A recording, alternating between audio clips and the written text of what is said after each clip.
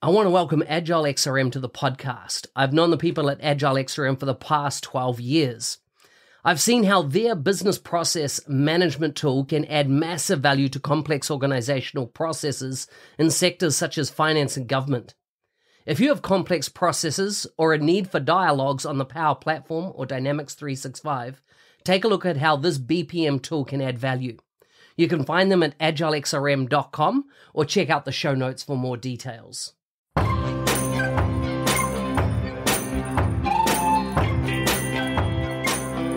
Welcome to the MVP Show. My intention is that you listen to the stories of these MVP guests and are inspired to become an MVP and bring value to the world through your skills. If you have not checked it out already, I do a YouTube series called How to Become an MVP. The link is in the show notes. With that, let's get on with the show. Today's guest is from Sweden. He is the Chief Executive Officer at Spare Brained Ideas. Now, I went and checked that out. That's an interesting name for a company. I love it. He received his first MVP award in February this year, if I've got that right. He's a Microsoft Dynamics NAV and Dynamics 365 Business Central developer. He greatly enjoys the process of continuous learning and teaching others. I think that's such something we see across all MVPs. It's so cool. He did not attend higher education. Neither did I. I've never been to university, but he got his MCSE, which is interesting because the parallels here are uncanny. I headed down. That's how I got into IT, by doing my exams for MCSE. You can find him on Twitter at Jeremy Vyska, or his Vyska, or his website, jeremyvyska.info. Jeremy, welcome to the show. Thanks for having me. Wow. So you're an American by birth, is that right? But living in Sweden? That is correct. Yes. We migrated to Sweden in 2014, my family and I. Wow. Tell me a bit about family, and the things that you do when you're not in front of your computer, unless fun of the entertainment is gaming or something like that. But what do you do when you're not doing IT and tech stuff? Well, that's always an interesting and challenging question, since my family are a bunch of people who love to be in front of computers. A lot of the time we do actually spend together is gaming as a family.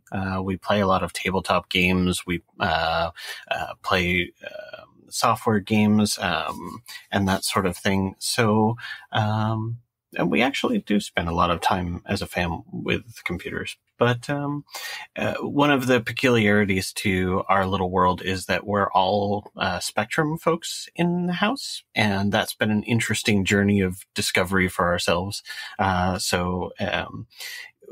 One of the things that we came to realize with learning about being on the spectrum and how all that interacts with everything is that we're more prone to find comfort in games as part of the social experience, because those sort of things develop a set of social rules by which you operate by with each other. And that gives you a nice framework to work with. For example, I do dungeon mastering in Dungeons and Dragons. And one of the great things I recently saw from the Microsoft community is Heather Newman over at the community management team mentioned she had just tried her first D&D experience and she had a great time. And I pointed out to her, there's so many interesting parallels to playing that role of Dungeon Master in Dungeons and Dragons and implementing business systems and things like that, because you have so many random variables that you just have to adapt to, people doing unexpected things. And it's a remarkably great experience to have for being able to improvise towards a goal.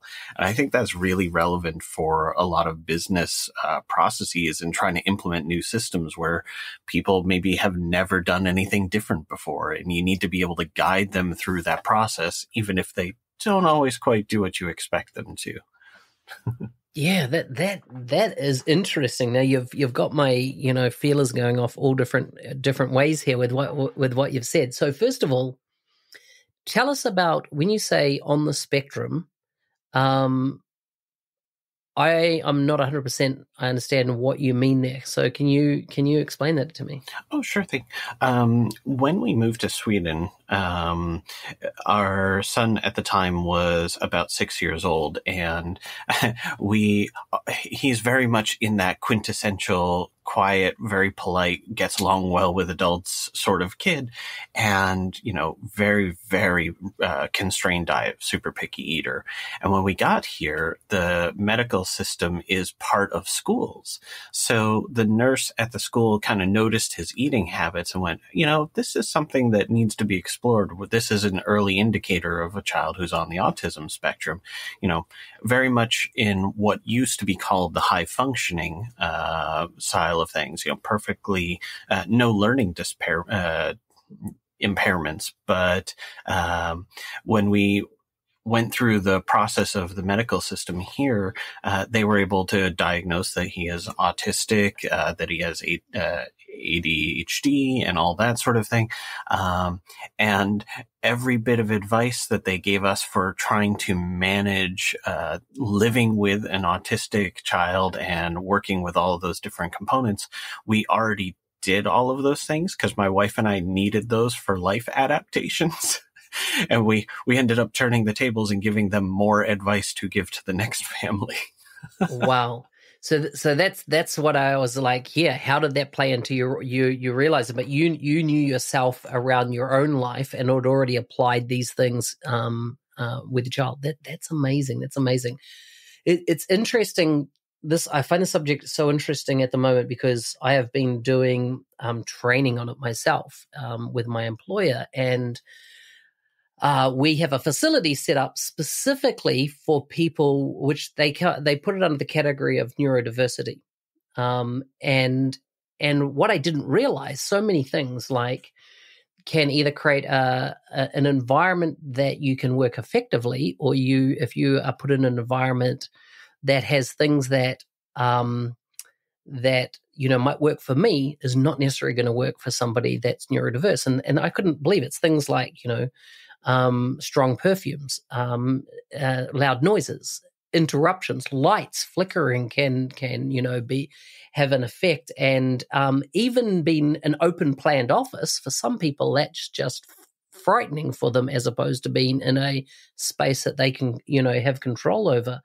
And so what blew me away is in joining this company is the amount of we've constructed facilities specifically for staff. And the other thing that blew me as in that come into our to work for the company was that I couldn't believe there are many people with PhDs that had never been employed because they've never had a work environment that catered to their needs. Mm-hmm. Absolutely. That blew me away that we're missing out from a work environment on the rich diversity that comes from creating an environment that everybody feels comfortable in. Absolutely. And that is very much been my experience so far, that many companies don't know how to work with neurodiverse people and how to create environments where they can play to their strength. I chatted with my staff about this. There's about to be 4 of us total at Spare Brained Ideas. While a couple of folks are not officially diagnosed, just because medical procedures in their countries make it a little harder to get diagnosed, we're all neurodiverse at the company. And part of the reason that people are enjoying working with me is because of the awareness of how to work with that and how to play to those strengths. For example, we're doing a lot of stuff around Business Central with testability and doing things, thinking things through and providing good quality testing. And guess what? Spectrum people are really, really good at examining all the what ifs and finding all the nooks and crannies of making sure that you're doing things the right way. I love this. So if we look at your journey into I assume it was NAV originally and then now into Business Central. Tell me, what was that journey? What was that career journey for you? Well, it's a bit of an oddball one. As you mentioned in the intro, there was, I didn't go to higher education. During high school was very much one of those kids that played with computers all the time. And, even earlier beyond that, I'm able to hang with some of my peers who have been in the industry even longer than I have, because I grew up playing with Commodores and the real old tech, acoustic couplers back when modems were the thing. So I've been playing with tech for a very long time. And in my growing up, I ended up working for some small companies like Kinko's and various other, they're gone now, they're FedEx, but being able to provide help with the computer systems in their retail shops. Once I left high school, I realized that one of the better paths open to me was following the certification path rather than higher education path. I worked as an IT administrator for a 200-person silversmith company that had been around for a few hundred years in the US, and was their everything guy. So solve all of our problems that aren't the ERP system. If it's not ERP, it's yours to figure out. I transitioned there to working with an IT consulting company, and that was a fun one. They weren't sure, I was a relatively young person. I was about 19, 20 years old at the time, and I didn't have very many credentials. I had the one, and they were like, well, we're not sure you're going to be a right fit for a consultative organization. And they said, we'll give you 3 months to see how it works. And I said, okay, but if I get my MCSE within 3 months, you'll bump my salary up a little bit and we can call this put to bed. And a month later, I took all of the MCSE exams, all 7 of them in 2 days, and just knocked it out. So if you did 7, that means you did the, was it the internet related one where it was whatever the Microsoft web server was back then. ISS, was it? No, forget. That was at the time, that would have been probably 99. So that would have been all the certifications were originally in NT40 and, Exchange Server and SQL Server, all of those as optionals. So, yep. And that little practice where I was a network consultant, we were swamped with Y2K stuff. And then when that started to calm down, right after the New Year's and everything kept ticking over, there wasn't as much to do, but they were also an NAV partner. So I said, well, send me to dev school. Let's get some extra hours. I like to contribute to any organization. I'm not billing as much as I should be. So send me to dev school. And that's one of the easy maths for me. It was right after Y2K that I was like, okay, we need to start doing something else. And so started down the path of development, did some really big, scary, giant projects for a while. A lot of fun little moments. I was at Navision headquarters when they announced the merger with Demgord at the time, the Exapta system that now is Dynamics F&O, if I recall the evolution correctly. Yeah. Finance now, isn't it? Yeah, I think they even dropped O out of it. Yeah. Oh, did they? Sometimes it is a challenge to keep up with the naming team. I wish they were going in a direction of making it more searchable with their naming rather than less, but yep. So slowly over time, one of the quirks to you'll see it very common with people who are ADHD is they have really jumpy resumes because of what we were talking about with companies that aren't a great fit, or they need all sorts of different activities. They need new project types. They need challenges. Doing the same old after a while is a challenge. So I've moved through a lot of partners in the US that were smaller, that were startup companies. And slowly but surely that meant doing lots more things. So I became an MCT. I've done, implementations myself, learned complicated payroll systems that were built into NAV, and became sort of an all-around person. And that's been a lot of fun moving forward because now small business owner again, actually, that puts me in the position where there's always a need to know as much as I can about everything. The NAV product, and, I don't sit in that part of Dynamics land. I sit in the what was CE, which now they've got rid of as well, it seems. But in the NAV product, correct me if I'm wrong, it's the on-premise version that at some point Microsoft has said, hey, we can move into the cloud, and they created Business Central. But there's evidence of NAV in its history. Are you seeing in Europe still a massive install base of NAV, so therefore on-premise rather than on cloud with Business Central? The biggest reason I see for there being a lot of still on-premise is that there's licensing investment, there's infrastructure investment. So it can be a challenge when you take an existing company that is, somewhere in their past, 10, 15, 20 years ago, maybe they've paid 10, 20,000 euros worth of licensing to own a license of NAV on-prem, and they've maintained, bought, and, scrapped, and all the life cycle of server ownership.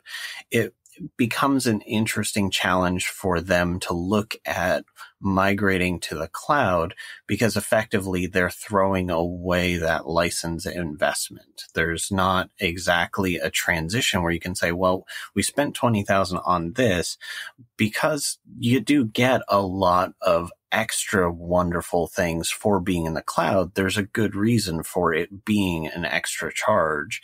But it is a challenge to encourage people to cross that barrier. And at the moment, Microsoft is mostly enticing people over with functionality. So there's a lot of great functionality that you get as part of having that cloud license. There's a lot of, Power Automate and Power Platform things that come with Business Central Cloud. And they continue to do a great job of improving the tools to migrating on-prem to cloud. But it is a real challenge to encourage a company to take what was a capital asset and say it now needs to be an expense.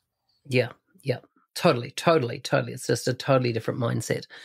Because, I went through it in 2011, 2012 when the CRM world moved to cloud back then, and we had that same thing. There was a 3-4 year period of, no, we want to stay on-prem as opposed to cloud. Cloud wasn't parodied yet, and then it changed.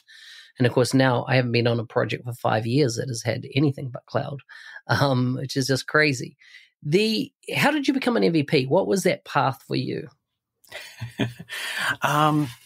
Well, and I had a really funny moment after DynamicsCon in 2021 last year in the spring. I was a speaker for the very first time at that conference. That was one of the first real industry events that I attended as a presenter. And I had a follow-up chat with someone who was in the training space. And it was a hilarious sort of conversation of, up until about 2 months ago, I've not heard of you before. And now it feels like I hear nothing but you.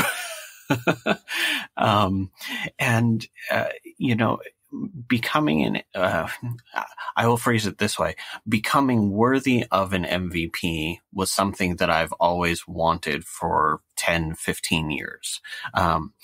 The actual award itself is a recognition of efforts you've put into sharing knowledge and helping lift others up.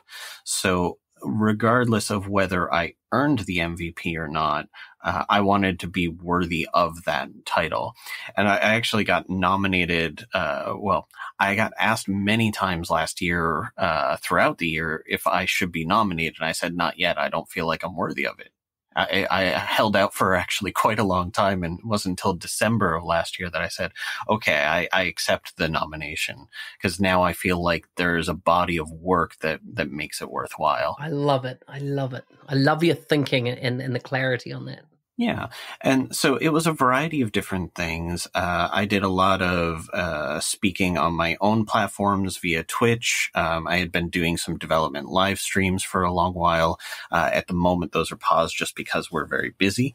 But I did a lot of special events for training around particular topics. I wrote my first book last year on Business Central that it's something, again, in the same category of I've wanted to for a long time. I wanted there to be a really good introduction to Business Central for people who've never worked with it before. I didn't feel like, as good as the doc site is, as good as Learn is, there's something to be said for, if I sit down with a book in front of a copy of Business Central, at the end of this, can I bill? Can I invoice? Can I ship? Can I pay things? And I wanted there to be some tool in the ecosystem where you could do that. And so that was a fun one. You can actually download the first couple of chapters for free that are just overall system guides, and people are welcome to enjoy that, use that. It tells you about how the product works and what's in the box. And that's we'll get that fun. in the show notes. We'll get a link to that in the show notes. Sure thing. So there was speaking at conferences. There was a lot of streaming. I've done, a variety of different topics on different things, released some utilities for the Business Central world. So lots of bits and pieces in many different places. And many of them were around things I needed for my own staff or my own customers as well. But rather than just make that for our internal use, I said, let's make that available for everybody. I like it. This is so good. I find it so intriguing talking to you, but our time is up. So my last question, and we'll finish on this, is what's your advice to other people that want to become an MVP? I would say the biggest thing is share your journey, because any path you walk to any product you're working with, someone else is going to try to follow the same path.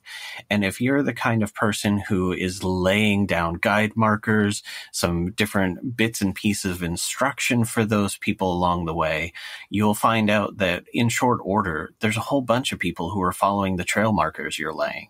And you very quickly will have created for yourself enough value that you can maybe also feel worthy of that. I love it. I love it. Thank you so much. Absolutely.